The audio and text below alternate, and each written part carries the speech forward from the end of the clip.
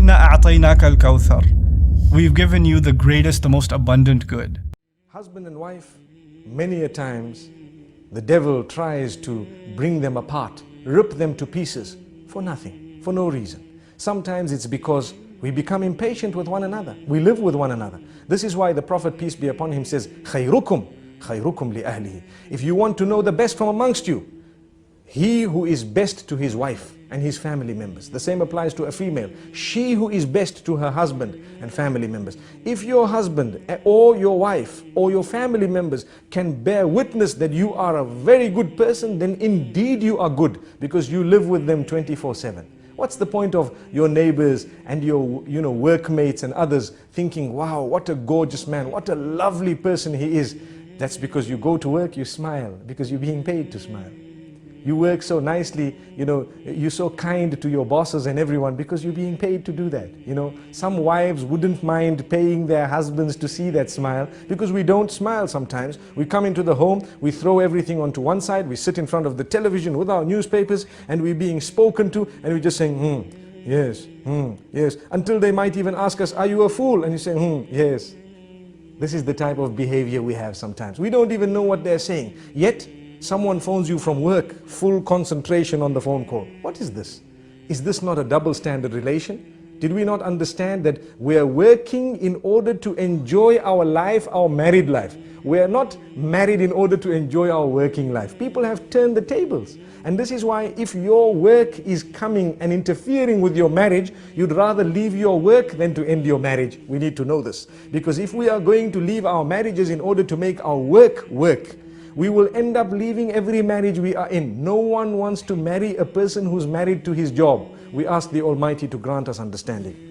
The point I'm raising is, some people prioritize wrongly, and they end up giving priority to that which is not supposed to be right at the top, over and above the things which are supposed to be right at the top. And for this reason, children are neglected, wives are neglected, sometimes husbands are neglected. The way we speak to them is far worse than the way we speak to others. Sometimes, as I said, at work, we can speak so calm, so kind to everyone, but come home, and suddenly we have such a face. Everybody's helter-skelter. Everybody's running around. No one wants to sit with us. We don't sit with anyone. When we're on the table, we have, a frown, and we look at everyone as the most harsh of people. And yet at work, even the girl who brought the tea to us, thank you very much. Oh, it was so sweet of you. Couldn't you say that to your own wife? Thank you very much. It was so sweet of you. Sometimes we have these examples can go on and on. But the point being raised is we need to make an effort to try and build the relation. Relations are built. They don't just happen. They are built. And it's like a little plant. You have the seed. The more you water it, the better it will grow. Sometimes you add a little bit of fertilizer and you find it will grow better. The fruit from it will become or will be of a far more superior quality. So you need to know, in the same way you're ready to put fertilizer there, sometimes a little rose can do a lot of positive, within the home. And yet we haven't ever done that. There are people sometimes who will buy chocolates and gifts for others who are not even related to them. And yet for their own family members, they've never even bought a single rose, nor have they bought a little gift, nor have they had a surprise for them. Why? This is when you have the relation breaking, especially today, in the age of television, in the age of the internet, where people are watching others live, sometimes even on the box, and they see how, happy others might be. They tend wrongly to compare. It is wrong to compare.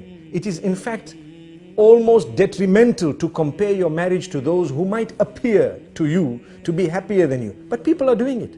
And when they do this, at least we need to know, let us try our best to develop such a solid relation that they can discuss things with us openly, in a respectful manner. Look, this is where you're making a mistake. This is where I think you need correction. And don't feel bad about it.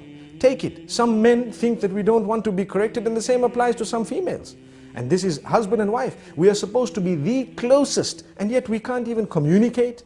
If that is the case, we're wrong. We then have husbands who threaten and continue to threaten. What do they say? No, if you tell me this, I'm going to send you home. What type of a relation do we expect there? She has a right to highlight it, and you need to think about it. This is the closest person to you telling you that I think you need attention. And if they are really thinking that, then you probably do need that attention. Or you need to engage them in discussion and convince them why you don't need that. But you don't just dish out commands. I don't even have time. I don't have time to talk to you. I don't have time. Come the weekends, we're sitting with our friends.